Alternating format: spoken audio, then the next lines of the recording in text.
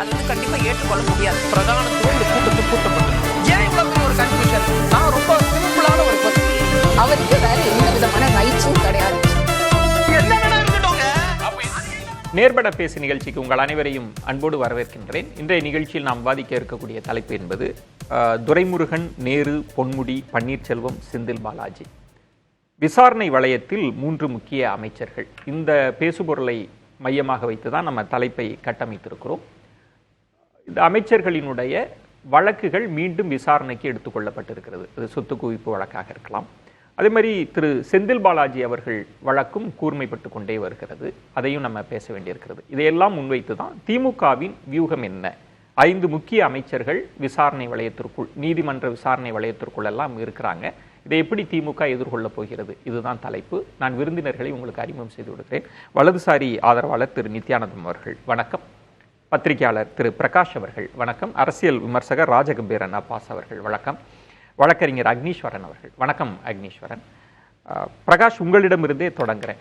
முக்கியமான அமைச்சர்கள் துரைமுருகன், நேரு, பொன்முடி, அவங்க பன்னீர்செல்வம், செந்தில் பாலாஜி அப்படின்றது இந்த சொத்து குவிப்பு வழக்கு, இந்த பேட்டனை பார்க்குறப்போ வழக்கு போடப்படுது. அப்புறம் அவங்க விடுவிக்கப்படுறாங்க. மீண்டும் நீதிமன்றம் வந்து விடுவிச்சது வந்து தவறு, மீண்டும் விசாரணைக்கு எடுத்துக்கங்க, காலக்கெடுவும் நிர்ணயிக்க செய்கிறாங்க. 3 மாதம் 5 மாதம் அப்படின்னு ஒரு விதமான நெருக்கடி திமுகவுக்கு வந்திருக்கா? ஆளும் அரசுக்கு இருக்கா?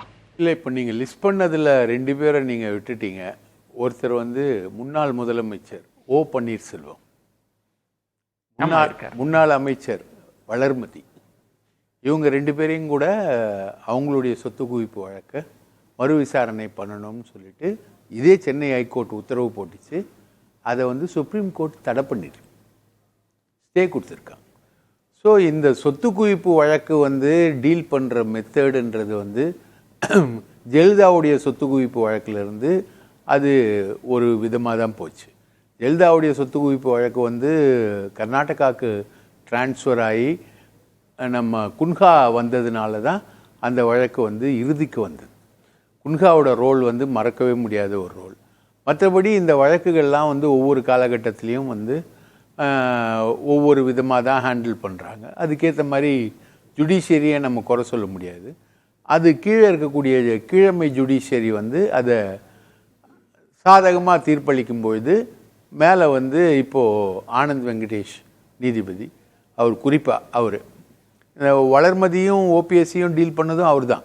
அந்த இடத்தில் ஒரு கூடுதல் தகவலுக்காக நீங்கள் சரியாக தான் குறிப்பிட்டீங்க. வெளிப்படையாக திரு RS பாரதி அவர்கள் வந்து விமர்சனம் செய்கிறார். நீதிமன்ற தீர்ப்புகள் குறித்தெல்லாம் விசாரணை, அந்த விமர்சனம்லாம் வருகிற போது தான் அடுத்து வந்து ஓ பன்னீர்செல்வம் வளர்மதி விஷயமும் வந்தது. உங்களுக்கு நினைவு இருக்கும். வெளிப்படையாக இது என்னது, எப்படி நீங்கள் இப்படிலாம் பேசலான்னு நீதிமன்றத்துக்கு எதிராக வெளிப்படையாகவே திமுக ரியாக்ட் பண்ண பிறகு அது வந்தது. நான் கேட்பது வந்து இதெல்லாம் ஒரு விதமான நெருக்கடியாக போகுதா? ஒரு காலக்கெடு சொல்கிறாங்க, 5 மாதத்துக்குள்ளே முடிக்கணும்லாம் சொல்கிறப்ப ஒரு விதமான நெருக்கடி இருக்காதா? அதில் கண்டிப்பாக நெருக்கடி. இப்போது நீங்கள் செந்தில் பாலாஜி விஷயத்திலேயே எடுத்துக்கிட்டிங்கன்னா, நீங்கள் மந்திரியாக இருக்கக்கூடாது அப்படின்றது ஒரு கேள்வி. ஜாமீனா அமைச்சரா இதெல்லாம் ஒரு கேள்வி வந்து ஓகா எழுப்பியிருக்காரு. நான் கேட்குறேன், இந்தியா முழுக்க எல்லாரும் இருக்காங்க, மிகப்பெரிய ஆட்கள் எல்லாருமே இருக்காங்க. நிறைய எம்எல்ஏக்கள் எம்பிக்கள் மேலே கிரிமினல் வழக்குகள் இல்லாத எம்எல்ஏக்களும் எம்பிக்களும் கிடையாது. ரைட்டுங்களா? எல்லார் மேலேயும் ஊழல் உட்பட எல்லாமே இருக்குது. இப்போ ஹேமந்த் சோரன் மேலே ஒரு வழக்கு இருந்தது. அதே மாதிரி நம்ம அஜித் பவார் மேலே ஒரு வழக்கு இருந்தது. இப்போ ஹேமந்த் சோரன் இதே செக்ஷன் 21 பிரகாரம் தான் அவருக்கு வந்து பெயில் கொடுக்கப்பட்டது. அஜித் பவாருக்கும் செக்ஷன் 21 பிரகாரம் தான் பெயில் கொடுக்கப்பட்டது. ஹேமந்த் சோரன் வந்து முதலமைச்சராக இருக்கார், அஜித் பவார் வந்து டெப்டி சீஃப் மினிஸ்டராக இருக்கார். இப்போது எம்எல்ஏ எம்பிக்கள் மேலே இருக்கக்கூடிய வழக்குகள் எல்லாமே நீங்கள் வந்து எம்எல்ஏவாக இருக்கிறதுனால இன்ஃப்ளூயன்ஸ் பண்ணுவீங்க, எம்பியாக இருக்கிறதுனால இன்ஃப்ளூயன்ஸ் பண்ணுவீங்க, வட்ட செயலாளராக இருக்கிறதுனால இன்ஃப்ளூயன்ஸ் பண்ணீங்கன்னு ஒரு எல்லைக்கு போச்சுன்னா விசாரணை அமைப்புகளுடைய பவர் என்ன? விசாரணை அமைப்புகள் எப்படி வந்து செயலாற்ற முடியும்? சரிங்களா? 19 வருஷம் ஜெயலலிதா வந்து தன்னுடைய வழக்கை வந்து இழுத்தடிச்சாங்க. 19 இயர்ஸ். அது ஆரம்பிக்கும் போது என் பையன் 1வது படிச்சுக்கிட்டு இருந்தான், முடிக்கும் போது என் பையன் டிகிரி முடிச்சிட்டான். அந்த அளவுக்கு அந்த வழக்கை நான் ஃபாலோ பண்ண ஆள் நான். ரைட்டுங்களா? குன்ஹா நீதிபதி ஆவறதுக்கு முன்னாடி ஒரு 3 நீதிபதி கிட்ட அந்த வழக்கு போச்சு. அந்த வழக்கை அவங்க எப்படி ஹேண்டில் பண்ணாங்க, ஆச்சாரியா எப்படிலாம் ஃபைட் பண்ணார், அதுக்கப்புறம் குன்ஹா வந்தப்புறம் நிலவரம் எல்லாம் எப்படி மாறிச்சு. திமுக போராட்டமே வாய்தான்னு சொல்லி ஒரு பட்ட பெயர்லாம் வச்சு வாய்தா ராணி போராட்டமே நடத்துனாங்க. வழக்க சீக்கிரமா முடிங்க, இழுத்துக்கிட்டே போவீங்களான்னு. அதுல வந்து லண்டன் ஹோட்டல் கேஸ்னு ஒன்று இருந்தது. லண்டன் ஹோட்டல் கேஸ் வந்து விசாரிக்கவே முடியல. தமிழக அரசு போலீஸால விசாரிக்கவே முடியல. ஏன்னா சாட்சிகள் எல்லாமே பல்ட்டின்னு போயிட்டு இருந்தது. ஆனா இதுல திரு பிரகாஷ், இப்போ இதுல ஒரு பேட்டர்ன் இருக்குல்ல. அதிமுக ஆட்சி காலத்துல வழக்கு பதியப்படுது, அப்புறம் சிறப்பு நீதிமன்றங்கள், கீழமை நீதிமன்றங்கள்லாம் விடுவிக்கிறாங்க. திரும்ப உயர் நீதிமன்றம் சில வழக்குகள்லாம் அவங்களாவே தாமாகவே நீதிபதி முன்வந்து எடுத்து இதை நான் ஏத்துக்க முடியாது, இந்த தீர்ப்பு சரியில்லை, திரும்பவும் மறு விசாரணைன்னு சொல்லுது. அது அடுக்கடுக்கா அந்த அமைச்சர்கள் பட்டியல் நீண்டுகிட்டே இருக்குது. நான் இதை எப்படி புரிஞ்சுக்கிறது? இது எல்லா கட்சியிலையும் இருக்கு, அதிமுகலையும் இருக்கு, திமுகலையும் இருக்கு. அதுக்காக தான் நான் அந்த 2 உதாரணம், அதிமுக உதாரணத்தை நான் வந்து கோட் பண்றேன்னு வச்சுக்கோங்களேன். இது வந்து ஒரு பெரிய பேட்டர்ன். திமுக அதிமுகன்றது மாறி மாறி ஆட்சிகள் அமைவதும் போவதும். இப்போ நெடுஞ்சாலைத்துறை ஊழல் வழக்கு எடப்பாடி பழனிசாமி மேல இருக்கு. அந்த வழக்குக்கு அவர் சுப்ரீம் கோர்ட்ல ஸ்டே வாங்கியிருக்காரு, ரைட்டுங்களா? அதே மாதிரி இப்போ வேலுமணி மேல வழக்கு இருக்கு, தங்கமணி மேல வழக்கு இருக்கு. இவங்க மேலாம் டிஸ்ப்ரப்போர்ஷனேட் வழக்குகள் இருக்கு. இதுல சில வழக்குகளுக்கு கவர்னரே பர்மிஷன் கொடுக்காம இருந்தார், அதுக்கப்புறம் இப்போ கொடுத்துட்டார். சில வழக்குகள் அப்படி இருக்கு, சில வழக்குகள். ஸோ இந்த வழக்கு என்பதும் பேட்டர்ன் என்பதும் அரசியல்வாதிகளாக இருப்பவர்கள் இந்த வழக்கை வந்து ஆதிக்கம் செலுத்துவார்கள், வழக்கை குலைக்க முயற்சிப்பார்கள் என்பது ஒரு காமன் அஜெண்டா. இல்ல அது வேற, நீங்க தீர்ப்பு விடுவிச்சீங்கல்ல அதுவே தவறு அப்படின்னு சொல்லி அந்த வழக்கை திரும்ப விசாரணைக்கு கொண்டு வருவது ஒரு விதமான நெருக்கடி இல்லையா? நெருக்கடி தான், கம்ப்ளீட்டா நெருக்கடி தான். உப்பை தின்னவங்க தண்ணி குடிக்கணும், அதுல மாற்று கருத்தே கிடையாது. அது யாரா இருக்கட்டும், எந்த கட்சியாவனா இருக்கட்டும். ஆனா இந்த ஜுடிஷியல் ஆக்டிவிசம் சொல்லுவாங்க இங்கிலீஷ்ல. இந்த ஜுடிஷியல் ஆக்டிவிசம் வந்து ஒரு கோணத்துல இருக்குது, ஒரு விதமா போகுது. இந்த இப்போ செந்தில் பாலாஜி விஷயத்திலேயே பெயில் கொடுக்குறாங்க. பெயில் கொடுத்துட்ட அப்புறம் நீ வந்து மந்திரியா இருக்கிறியா இல்லையா அப்படின்னு ஒரு கேள்வியை வந்து எழுப்புறாங்கன்னு வச்சுக்கோங்களேன். இப்போ ஹேமந்த் சோரன் விஷயத்துக்கும் அஜித் பவாருக்கும் அவங்க என்ன சொல்லுவாங்க? பேசலாம். நீங்க ரொம்ப கவனமான வார்த்தைகள், ஏன்னா நீதிமன்றம்ன்றதுனால ரொம்ப கவனமா அதற்குள் அரசியல் பொருள் பொதிந்து விமர்சனத்தை முன் வச்சிருக்கீங்க. நம்ம தொடர்ந்து பேசலாம். அக்னீஸ்வரன், ஓ பன்னீர்செல்வம், வளர்மதி மீதும் அவங்க இருக்கிறாங்க. அதை ரொம்ப குறிப்பாக பார்க்குறப்ப திமுக இன்டர்வியூன் பண்ணுறாங்க, வெளிப்படையாக விமர்சிக்கிறாங்க. இதில் உள்நோக்கத்தோடு இந்த வழக்கெல்லாம் எடுக்கிறது, கமெண்ட் பாஸ் பண்ணுறது அப்படின்னு நீதிபதிக்கு எதிரான விமர்சனங்கள் கூட அதற்குள்ளெல்லாம் இருந்தது. அப்புறம் ஓ பன்னீர்செல்வம், வளர்மதி விஷயம்லாம் வந்தது. இப்போ இந்த 5 முக்கிய அமைச்சர்கள் இந்த வழக்கின் தன்மை இதெல்லாம் எப்படி புரிஞ்சுக்கிறது? இதுக்குள்ள அரசியல் இருக்கா, அரசியல் தன்மை இருக்கா, நீதிமன்றம் ஒரு எல்லைக்கோட தாண்டி இந்த வழக்கை விசாரிக்கிறாங்களா, இப்படி எப்படி புரிஞ்சுக்கிறது இதெல்லாம்? சார், இங்கே நீங்கள் சொல்லியிருக்கக்கூடிய அமைச்சர் பெருமக்கள் எல்லாருமே உங்கள் சாதாரணமான இப்போ நேற்று தான் வந்து எம்எல்ஏவை நின்று அமைச்சரை வந்தவங்களா? இவங்க கட்சியினுடைய பொதுச் செயலாளர், துணை பொதுச் செயலாளர், நீண்ட நெடிய பாரம்பரியமிக்க அனுபவசாலியாக இருக்கக்கூடிய கடலூர் திரு பன்னீர்செல்வம் அவர்கள். அப்போது இவங்க எல்லாருமே நீங்கள் கட்சியில் உயர்ந்த பொறுப்பிலும் நீண்ட நாள் பயணிக்கக்கூடியவர்கள். அண்ணன் பார்த்தீங்களா பிரகாசனை ரொம்ப தெளிவாக இந்த அமைச்சர்களுடைய போட்டு வியூகம் என்ன அப்படின்னு கேட்டால் எப்படி பாருங்கள், மைக்கேல் டி குன்ஹாவுக்கு போனார் பாருங்கள், அவர் கர்நாடகா வரைக்கும் தான் போனார். நான் என்னால் உத்தரப்பிரதேசம் வரைக்கும் போக முடியும். சின்ஹான்னு ஒரு நீதிபதி இந்திரா காந்தி அரசாங்கத்தை 36,000 ரூபாய்க்காக அரசு இயந்திரத்தை பயன்படுத்திட்டீங்கன்னு சொல்லி ஆளுகிற அமைச்சராக, பிரதம அமைச்சராக இருந்தபோது ஒரு நொடி கூட நீங்கள் இருக்கக்கூடாது, இருக்கை விட்டு நகருங்கள் என்று தீர்ப்பு கொடுத்தார்கள். எமர்ஜென்சிக்கு வித்துட்டது.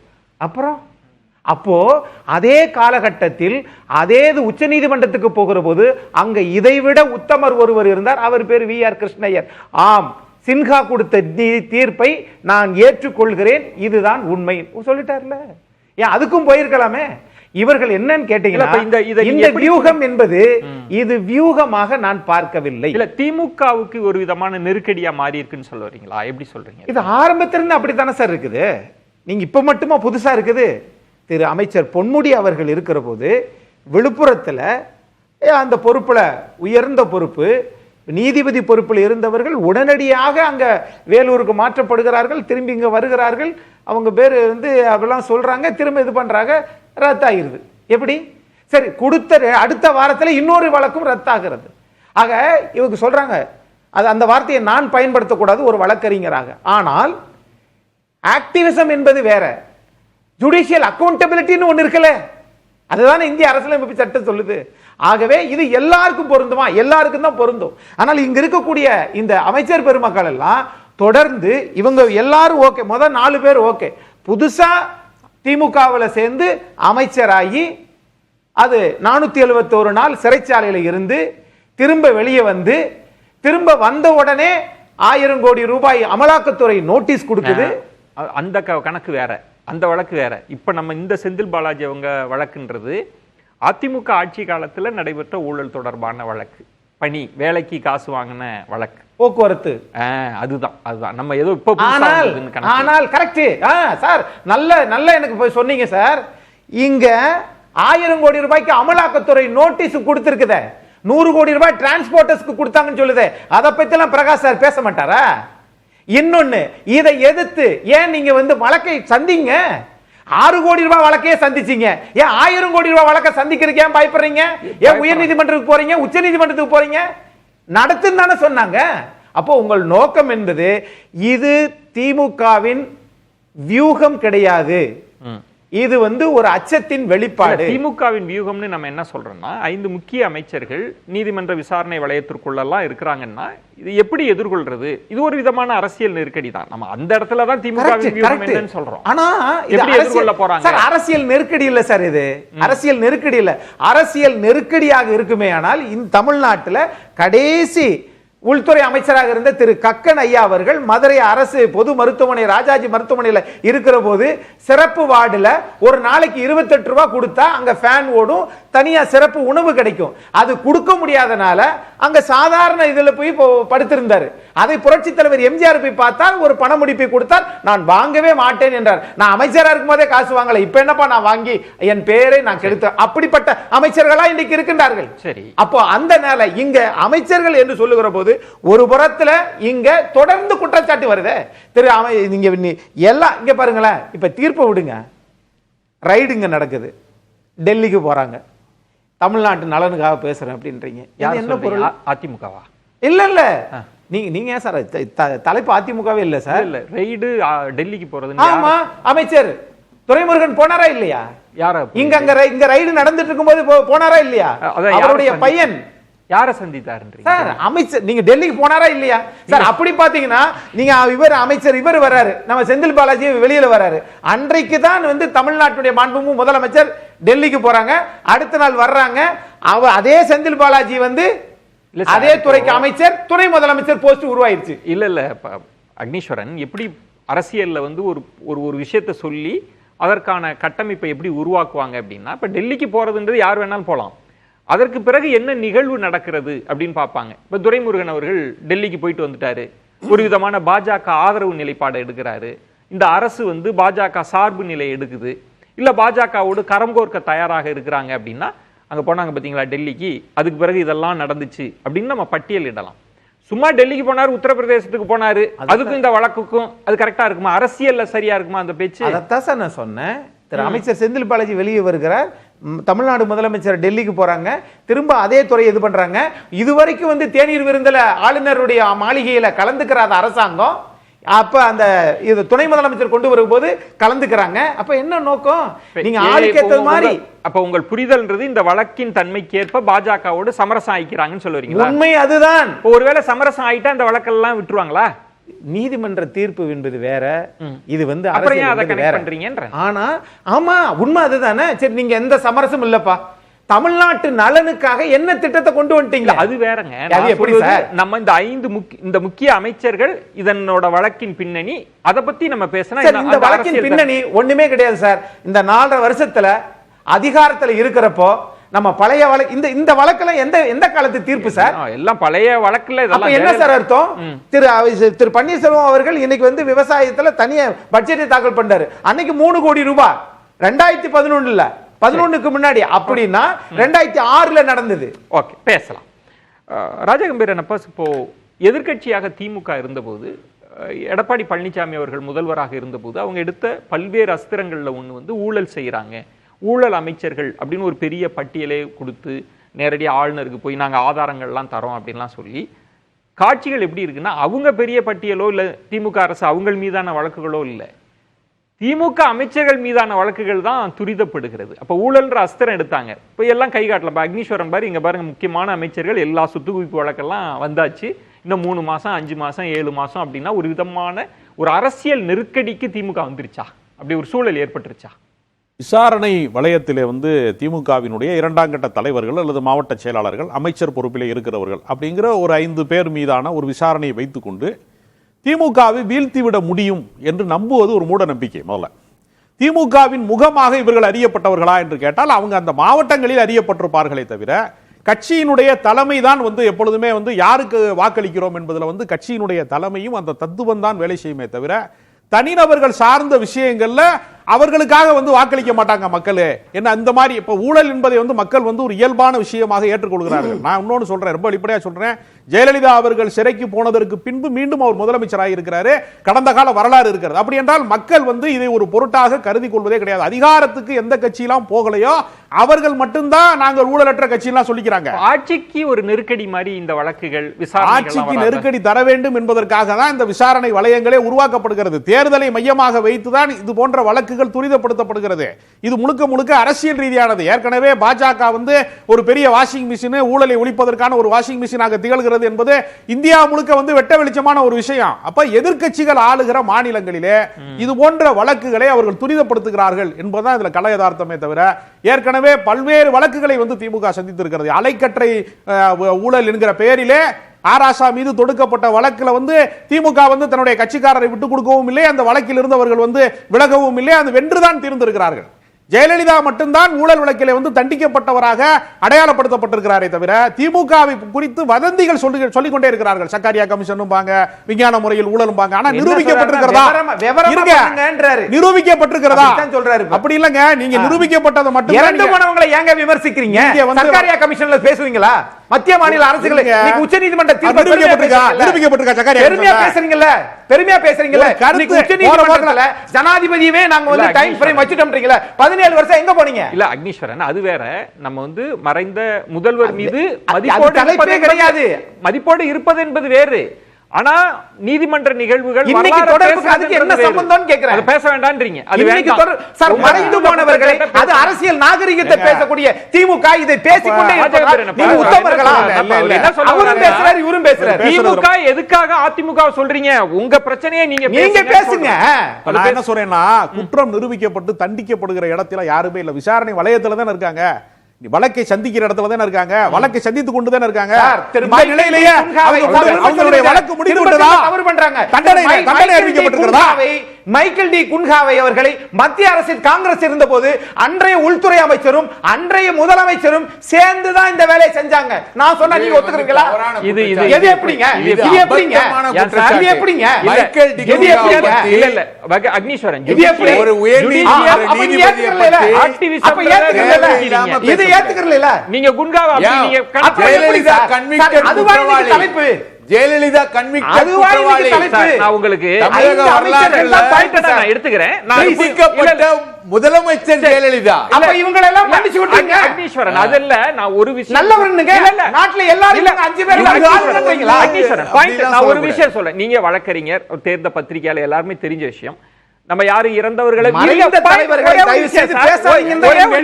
மறைந்ததாலேயே செய்த தவறுகள் மறைக்கப்படுவதில்லை. ஒரு சர்க்காரிய கமிஷன் மட்டும் ஏன் ஏத்துக்கிற மாட்டீங்க? அது ஒண்ணுமே இல்ல சார். இந்திரா காந்தி எமர்ஜென்சி கொண்டு வந்தார் என்பது அவர் மறைந்ததனால் மறைக்கப்படாது. நான் ஒரு பாயிண்ட் என்ன சொல்றேன்னா, அக்னீஸ்வரன், உங்களுக்கு வழக்கறிஞர்ன்றதுனால நான் நினைவூட்டுவது என்பது, குன்ஹா அவர்களின் அப்புறம் குமாரசாமி தீர்ப்பு கொடுக்கிறார். குன்ஹா அவர்களின் தீர்ப்பை அடியொற்றி வரிக்கு வரி அப்படியே ஏற்றுக்கொண்டுதான் உச்ச நீதிமன்றம் தீர்ப்பளிக்கிறது. ஒன்று. ரெண்டாவது, அனெக்ஷர் போடுறாங்க ஒரு 10 பக்கத்துக்கு இந்த ஆற்றாமை தாண்டாம எழுதுறாங்க நிறைய வரிகள்லாம். நம்ம அதுக்குள்ளெல்லாம் போக விரும்பல. ஆனா ஏதோ குன்கா மட்டும்தான் இதை செஞ்சுட்டாரு அப்படின்னா உச்சநீதிமன்றம் அதை அப்படியே ஏற்றுக்கொண்டு இருக்குல்ல. அது எனக்கு தலைப்பே இல்லைல சார். அதை ஒத்துக்கிறேன்.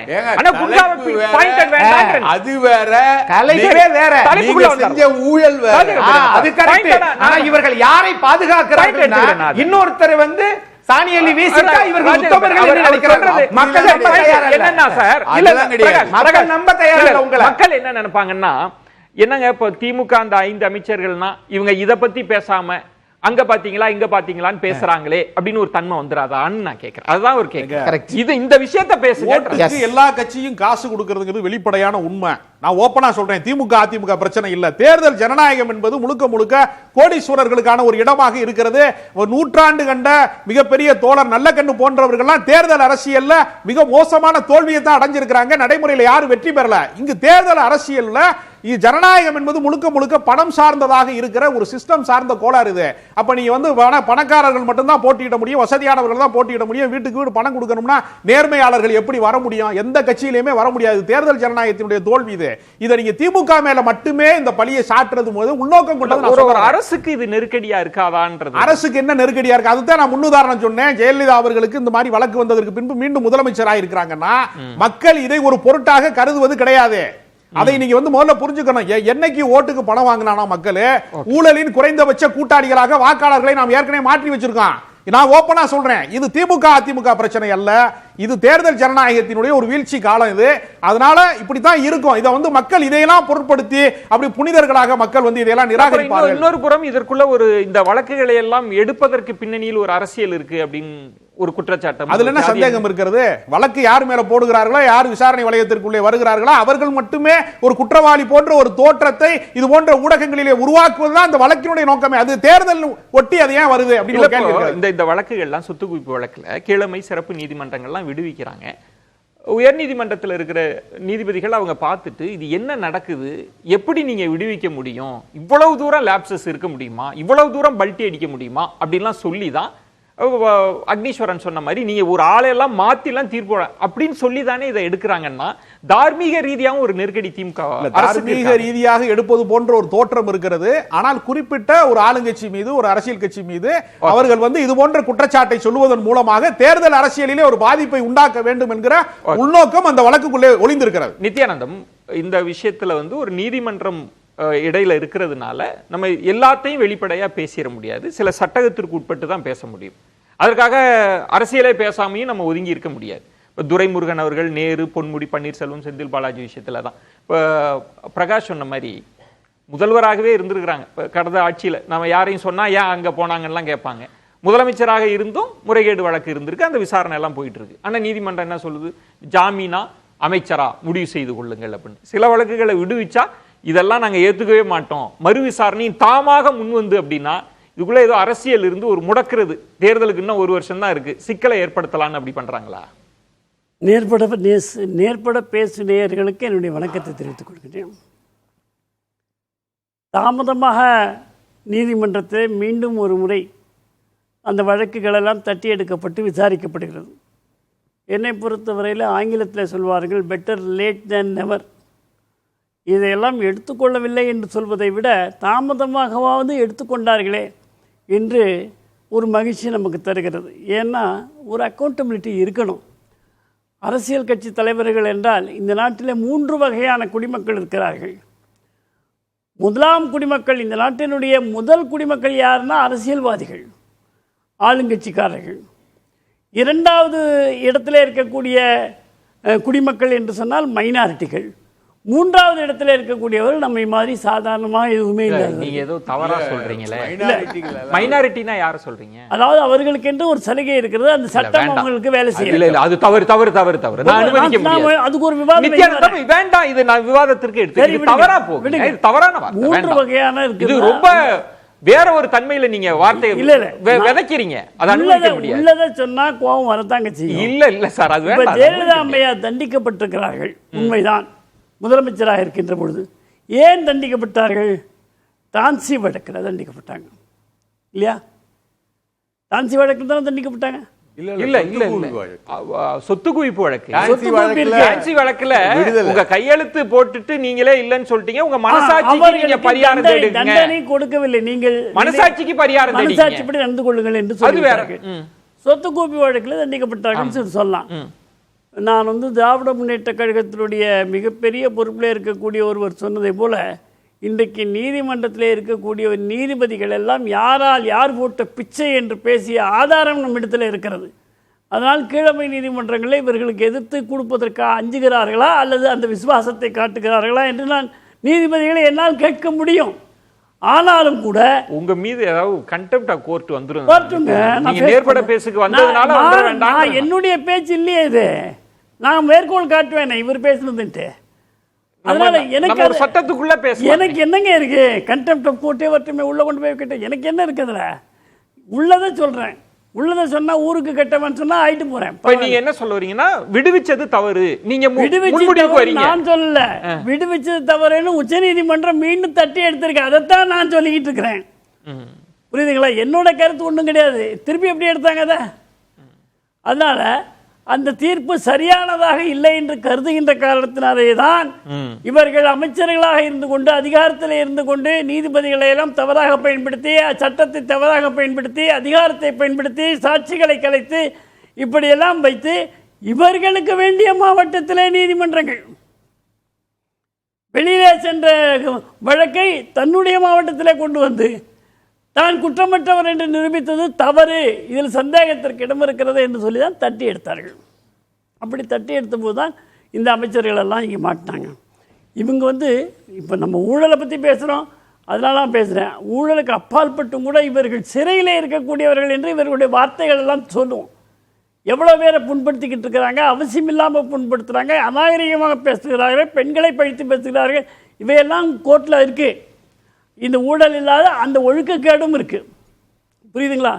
அதனால முரணா சர்ச்சைக்குரிய பேச்சுன்னா எல்லா தலைவர்களும் அந்த சட்டத்துக்குள்ள இருப்பாங்க. இந்தியா முழுவதும் தேர்தல் பிரச்சார பேச்சை திராவிட முன்னேற்ற கழக நம்ம ஒரு கட்சின்னு பின் பாயிண்டா சொல்ல முடியும். திராவிட முன்னேற்ற கழக அளவிற்கு வேறு இந்தியாவில் ஒரு கட்சியை பார்க்க முடியாது. பாஜக இல்லையா? ஆமா, பாஜக இல்லையா? இல்ல மத வெறுப்பு பிரச்சாரம் செஞ்சதே இல்லையா? நீங்க உங்களுக்கு வாய்ப்பு இருக்கும்போது பேசுங்க. நம்ம இதுக்குள்ள தலைப்புக்குள்ள வரலாம். மதம் வேறங்க. மதம் நம்ம இந்த தலைப்புக்குள்ள வரலாம். இப்ப பாருங்க, மம்தா பானர்ஜி நேற்று ஒரு அறிக்கை கொடுத்துருக்காங்க. இந்த தீவிரவாதிகள் காஷ்மீரில் சுட்டாங்க இல்லையா, இவர்கள் எல்லாம் தீவிரவாதிகள், அவர்களுக்கு மதம் கிடையாதுன்னு சொல்லி நம்ம இந்த தலைப்புக்குள்ள அது டிவியேட் ஆயிடுச்சு. அப்ப நீங்க என்ன சொல்ல வரீங்கன்னா இது ஒரு விதமான நெருக்கடியை ஏற்படுத்துது, இது சரியான முறை தான். நெருக்கடியே இல்ல, அவங்களுக்கு இதுல இருந்து வெளியே வர தெரியும். இதுல இருந்து வெளியே வர தெரியும் திமுகவுக்கு. நீங்க சர்க்காரியா ஒன்றும் சொல்லன்னு சொல்றீங்க. சர்க்காரியா இதில் ஊழல் நடக்கவில்லைன்னு எங்கேயா சொல்லிருக்காரா கருணாநிதி அவர்களா? விஞ்ஞான பூர்வமான அறிவியல் ஊழல் நடந்திருக்கிறது என்றுதான் சொல்லுகிறேன். நித்யானந்தன், நான் என்னன்னா நான் சர்க்காரியா ரிப்போர்ட்டை நான் படிச்சதுனால நான் சொல்றேன். இது பல விவாத மேடைகள்ல சவால்லாம் விடப்பட்டது. நீங்க நிரூபிச்சா 1 கோடி தரேன்னு. அந்த விஞ்ஞான ரீதியான ஊழல்னு இருக்குல்ல, அது இல்ல, அது வார்த்தையா இல்ல. அது உங்களுக்கு வசதியா இருக்கு சொல்லிக்கிறது இல்ல, நான் படிச்சதுனால சொல்றேன். அதனால சொல்றேன். அப்ப வந்து இந்த சர்க்கரை பேர ஊழல் அதுல பல அன்றைக்கு பெரிய ஊடகங்கள்லாம் இல்லாததுனால அரசியல் கட்சிகள் மேடைகள்ல பேசுறதும் பத்திரிகைகள்ல எழுதுறது எல்லாத்தையும் சர்க்காரியா கமிஷன்ல நான் கொஞ்சம் நம்முடைய முதலமைச்சர் சொன்ன மாதிரி அவுட் ஆஃப் கண்ட்ரோல்லே வெளியில வர்றேன். சரி வாங்க, என்ன அவுட் ஆஃப் கண்ட்ரோல்லே வெளியில சரி வாங்க. டாக்டர் பட்டத்துக்கு உதயகுமார்ங்கிறது நடந்ததா இல்லையா? இப்ப நீங்க என்னன்னா இருங்க, திமுகவுக்கு எதிரான கொஞ்சம் இருங்க, திமுகவுக்கு எதிராக இருங்க, நிறைய பேசலாம். தலைப்புக்குள்ள வாங்க. உதயகுமார் என்பவர் அவங்க அப்பாவே என் பிள்ளை இல்லைன்னு சொன்ன வரலாறு இல்லங்க. இல்ல, நீ ஒத்துக்கிறேன், அது இருக்கு. அந்த சம்பவம் விவாதம் சர்ச்சையெல்லாம் இருக்கு சார். அதுக்கு தண்டனை கிடைச்சதா? இல்ல சார், அது இல்ல. அத பேசணும் அப்படின்னா நம்ம 1 hour திரும்பவும் பேசலாம். பிரகாஷும் பேசுவார். ஆனா தலைப்பை விட்டு நம்ம எங்கேயோ போயிடுவோம். எந்த பிரகாஷ் பேசினாலும் செத்தது உதயகுமார் தானே, அதை மாத்த முடியாது அவரு. அதனால டாக்டர் பட்டம் வாங்கியாச்சுல. அதுக்கு எதுக்கு ஞாபகப்படுத்துற அப்படின்னா, சட்டம் ஒருவருக்கு ஒரு மாதிரி வேலை செய்யுது. அது இந்த நாட்டில் தவறு. அப்போ காலக்கெடுவெல்லாம் நிர்ணயிக்கிறாங்க. இப்போ எப்பவுமே இல்லாத மாதிரி அப்படின்னு ஒரு வார்த்தை வந்தது. காலக்கெடு நிர்ணயிப்பது வெறும் குற்றவாளிகளுக்கு மட்டுமல்ல, கவர்னருக்கும் ஜனாதிபதிக்கும் இப்போ காலக்கெடு நிர்ணயிக்கிறாங்க. அதனால இது ஒரு பெரிய விஷயமே இல்லை. இவரெல்லாம் குற்றவாளிகள். எப்படி நீங்க முன்முடிவுக்கு வரீங்க? குற்றம் சாட்டப்பட்டு சில வழக்கு மீண்டும் எடுக்கப்பட்டிருக்கு. அதனாலே குற்றவாளிகளா? அந்த காலத்துக்குள்ள முடிச்சிருங்க. அது காலக்கெடுக்குள்ள செய்யணும்ன்ற விசாரிக்கிறதே குற்றம் நிரூபிக்கப்பட வேண்டும், அவர்களுக்கு தண்டனை கொடுக்கப்பட வேண்டும் என்று தானே. அப்படி இல்ல சார், நீங்க சட்டத்தையே உங்களுக்கு தகுந்த மாதிரி வியாக்கியானம் கொடுக்குறீங்க. ஒரு வழக்க சார், ஒரு வழக்க இந்த குறிப்பிட்ட காலத்திற்குள் முடிங்கன்னு சொல்லுவதே இவங்க குற்றவாளின்னு எப்படி நம்ம வியாக்கியானம்? இல்லைங்க, குற்றம் சுமத்தப்பட்டவர்கள் விசாரிங்கன்னு சொல்ல. குற்றம் சுமத்தப்பட்டவர். ஆமா, குற்றம் சாட்டப்பட்டவர். இப்ப செந்தில் பாலாஜி இப்ப பேசினாங்க. கடந்த முறை அதிமுகவில் இருந்த பொழுது வேலை வாங்கி தருவதாக சொல்லி லஞ்சம் பெற்றார், அந்த வழக்கு தான் அப்படின்னீங்க. அப்ப லஞ்சம் பெற்றார்ன்றதெல்லாம் உங்களுக்கு எல்லாருக்கும் தெரியுது. அதுவுமே குற்றம் சாட்டப்பட்டது தாங்க. அப்படியா? நீங்க பாருங்க, உங்களோட நடுநிலைமையை பாருங்க. குற்றம் சாட்டப்பட்டதாக நீங்க சொல்றீங்க. ஆனா செந்தில் பாலாஜி அவர்களே தன்னுடைய சொந்த வாயால் சட்டமன்றத்திலே கூட சொல்லப்பட்டதும் வெளியிலும் கூட்டங்களிலும் சொல்லப்பட்டது, நான் யாரிடத்திலெல்லாம் பணம் வாங்கியது உண்மைதான், அவற்றையெல்லாம் திருப்பி கொடுத்து விட்டேன் என்று அமைச்சரான உடனே சொன்னார். அதுல நிறைய நீங்க நுணுக்கமாக பேச வேண்டிய இடம்லாம் இருக்கு. அவர் திரும்ப திரும்ப சொன்னது நான் பெறவில்லை என்பது. நான் எதற்கும் வாதிடுறதுக்காக இல்ல, வழக்கு உச்ச நீதிமன்றத்தில் இருக்கு. அவர் சட்டமன்றத்திலேயே அவர் சொல்லியிருக்காரா நான் வாங்கினேன், நான் திருப்பி கொடுத்தேன், கமிட் பண்ணியிருக்காரு. செந்தில் பாலாஜி அதனால சொன்னேன், ரொம்ப நுணுக்கமாக தருவதாக பணம் வாங்கியதும் மீண்டும் அந்த யார் யாரெல்லாம் பணம் கொடுத்தாரோ அவர்களுக்கு கொடுத்து அந்த வழக்கு சமாதானமாகிவிட்டது. உயர் நீதிமன்றத்துல ஒரு காம்ப்ரமைஸ்க்கு வந்ததா இல்லையா? அப்போ ஒரு அமைச்சரா இருக்கும்போது நீங்க காம்ப்ரமைஸ் போலாம், யார் சட்டம் எப்படி காம்ப்ரமைஸ்க்கு போவோம்? பேசலாம். அந்த வழக்கு தான் ரொம்ப முக்கியமானது. ஊழல் பண்ணியிருக்கிற அதிகாரத்துக்கு திருப்பி கொடுத்தேன்னு சொல்றாங்க, நான் நம்பணும். ஏன்னா உன் அதிகாரத்தினால சொல்ல வைக்கலாம். சரி, அந்த இடத்தையுமே நம்ம பிரகாஷ் பேசலாம். ஒரு இடைவேளை எடுத்து பேசலாம். இன்னும் ஒரே ஒரு வரி, இது நெக்ஸ்ட் தான். சரி, ஜாமீன்ல வெளிவந்த பல கேஸ் இருக்கு. ஜெயிலா பெயிலான்னு கேட்டது வரைக்கும் கிடையாது, அழகா சொன்னாங்க, உண்மைதான். ஆனால் ஹேமந்த் சோரனோ மற்றவரோ வாஷிங் மிஷினில் போட்டு தெளிவாயிட்டு வர்றாங்களோ இல்லையோ தெரியாது. ஆனால் இந்த ஒரு அமைச்சர் மட்டும்தான் எனக்கு நீங்கள் பிணை கொடுக்க வேண்டும் என்று சொன்னபோது, நீ அமைச்சராக இருந்தால் உன்னுடைய பவரை பயன்படுத்துவேன் அப்படின்னு சொன்ன உடனே, நான் அமைச்சர் பதவியிலே இல்லை, ராஜினாமா செய்து விட்டேன், என்னை விடுதலை செய்யுங்கள் என்று சொல்லிதான் இவர் வெளியே வந்தார். பிரகாஷ், இன்னும் ஓராண்டு தான் இருக்கு தேர்தலுக்கு. இப்போ துரைமுருகன், நேரு, பொன்முடி, பன்னீர்செல்வம், செந்தில் பாலாஜி அவங்கெல்லாம் முக்கிய தளபதிகளா, தலைவர்கள், அமைச்சர்களா இருந்தாலும் ஒரு தேர்தலை எதிர்கொள்வதில் முக்கியமான கதாபாத்திரங்கள் அவங்கெல்லாம் களத்தில் இருந்து வேலைகள் செய்யறது, அப்புறம் ஒரு கட்சியினுடைய நிதி மேலாண்மையில எல்லாம் முக்கிய பங்கு வைக்கிறவங்க. இவங்க ஒருவேளை அப்படி குறிவைக்கப்படுகிறார்கள்ன்ற அரசியல் கண்ணோட்டமும் சிலர் முன்வைக்கிறாங்களே, அது உண்மையா? உண்மை, அப்படிதான் குறி வைக்கிறாங்க. குறிப்பாக செந்தில் பாலாஜி விஷயத்தில் அதிமுகவும் பாஜகவும் அவரை பார்த்து பயப்படுது. எப்படின்னா, 11 சட்டமன்ற உறுப்பினர்களை எஸ்பி வேலுமணி ஜெயிச்சு கொடுக்குறாரு. மீண்டும் திமுக ஆட்சி வருது, இவர் அமைச்சராக வர்றார். கொங்கு பகுதிக்கு இவர் அமைச்சராக, அது வரைக்கும் கரூரை தான் பார்த்துக்கிட்டு இருந்தது.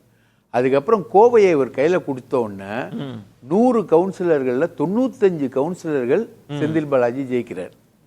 உடனே இவங்க அமலாக்கத்துறை அது இதுன்னு வழக்கு போட்டு அந்த பழைய கேஸெல்லாம் தூசி தட்டி எடுத்து ஒரு பெரிய ட்ரையல் நடத்தி அவரை அமலாக்கத்துறை மூலமாக மறுபடியும் உள்ளே தூக்கி போடுறாங்க. அவர் உள்ளே இருந்துக்கிட்டு, ஏன்னா பார்லிமெண்ட் தேர்தல் செந்தில் பாலாஜி வெளியில் இருந்தால் நம்மளால் சந்திக்க முடியாதுன்னு தூக்கி அவரை உள்ளே போடுறாங்க. அவர் உள்ளே இருந்துக்கிட்டு அண்ணாமலையை தோக்கடிக்கிறாரு. அண்ணாமலைக்கு ஒரு சில திமுக அமைச்சர்களே உதவி பண்ணுறாங்க. அதிமுகவில் எஸ்பி வேலுமணி முழுக்க அதிமுக வாக்குகளே டைவர்ட் பண்றாரு. உள்ள இருந்துகிட்டே தேர்தல் வேலை பார்த்தாரு. உள்ள இருந்துகிட்டே முழுக்க கொங்கு பகுதிகளிலேயே, ஊட்டியில் ஆரம்பிச்சு தர்மபுரி வரைக்கும் கொங்கு மண்டலத்தில் முழுக்க எதிர்கட்சிகளை டிஃபீட் பண்றாரு. அவர் சிறை விதிகளுக்கு முரணானது இல்லையா? அதெல்லாம் சிறை விதிகளுக்கு முரணானதா இருந்தாலும் அவருடைய முடிந்த அளவுக்கு இப்போ டெய்லி பார்க்குறாங்க, அவங்க மூலமா ஒர்க் பண்றது, அங்கிருந்தே டைரக்ஷன் கொடுத்து அவர் ஜெயிக்கிறார். இப்போ செந்தில் பாலாஜி மேல இப்போ மறுபடியும் இந்த 1000 கோடி ஊழல் டாஸ்மாக் வழக்கு அப்படின்றது பார்த்தீங்கன்னா, உங்களுக்கு இன் கான்டெக்ட்ல பார்த்தீங்கன்னா, ஒரு நாளைக்கு 145 கோடி ரூபாய் வருமானம் வருது டாஸ்மாக். வருஷத்துக்கு 24,500 கோடி ரூபாய் வருமானம் வருது டாஸ்மாக். அதுல பயங்கரமா ஆராய்ச்சி பண்ணி பெண் ஊழியர்கள் எல்லாம் துன்புறுத்தி இவங்க கண்டுபிடிச்சது வெறும் 1000 கோடி தான். ரைட்டுங்களா? வெறும் 1000 கோடி தான் முறைகேடு. அதுல கூட டிஸ்டிலரிஸ் அதிகாரிகள் அதுல 34 புகார்கள். 34 புகார்கள்ல 20 புகார்கள் தங்கமணி அமைச்சரா இருந்தப்போ வந்த புகார்கள். மிச்ச 14 புகார்கள் செந்தில் பாலாஜி அமைச்சரா இருந்தப்போ, செந்தில் பாலாஜி ஜெயில இருந்தப்போலாம் வந்த புகார். ரொம்ப செலக்டிவா இருக்காங்களா? ரொம்ப செலக்டிவா இருக்காங்க. சோ இவங்களுடைய இப்போ என்ன பண்ணிருக்காங்கன்னா, இவங்க செந்தில் பாலாஜி நாளைக்கு அமைச்சர் பதவியை ராஜினாமா பண்றாருன்னு வைங்களேன், அவரை ரொம்ப ஃப்ரீயா விட்டுட்டாங்க. ஃப்ரீயா விட்டுட்டு அவர் வந்து கட்சி வேலை பார்க்கறதுக்கான ஒரு ஃப்ரீனஸ் வந்து அவருக்கு கிடைக்குது. அவர் முழுக்க முழுக்க அவர் அமைச்சரா இருந்தாலும் அமைச்சரா இல்லாவிட்டாலும் கொங்கு மண்டலத்தோட தலகர்த்தர். இதெல்லாம் ஒரு விதமான நெருக்கடியா இருக்காதா? இப்போ எல்லா கட்சிகளும் விமர்சிப்பாங்க, ஊழல் குற்றச்சாட்டு, அதனால அமைச்சர் பதவியை இழந்துட்டாங்க அப்படின்றது பொன்முடி அவர்கள் மீது இருக்கிற குற்றச்சாட்டுனா இந்த நெருக்கடியை எதிர்கொண்டுறோமா? அது எதிர்கொள்ள முடியும். அது ராஜகம்பீரன் சொன்ன மாதிரி தான். ஊழல் விஷயங்கள், இந்த விஷயங்கள் இதெல்லாம் வந்து எப்படி வருது, எப்படி நிக்குது, எப்படி போகுதுன்றது எல்லாருக்குமே தெரிஞ்ச விஷயங்கள். அதனால அதை வந்து எதிர்கொள்ள முடியும். செந்தில் பாலாஜியை பார்த்து வேர்ச்சுவலா இவங்க பயப்படுறாங்க.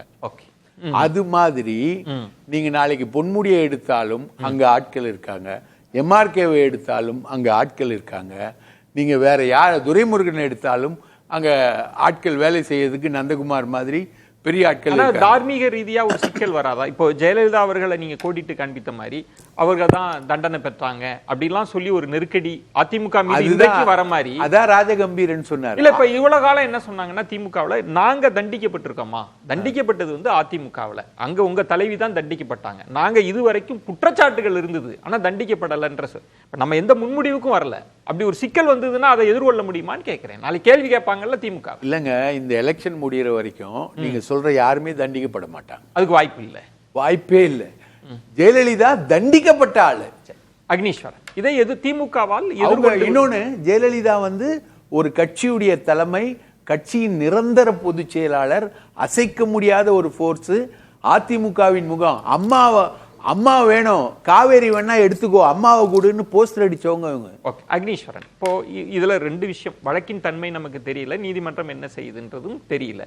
இதற்கு முன்பாகவே திமுகவின் எதிர்வினை என்னவா இருந்தது அப்படின்னா, தங்கம் தென்னரசு அவர்கள், KKSSR இந்த விஷயத்துல எல்லாம் வந்து நீதிமன்றத்தின் மீதே ஒரு விமர்சனத்தை முன் வச்சாங்க. ரொம்ப செலக்டிவா வாண்டடா இதை செய்யறாங்க அப்படின்ற ஒரு தன்மையும் இருக்கு.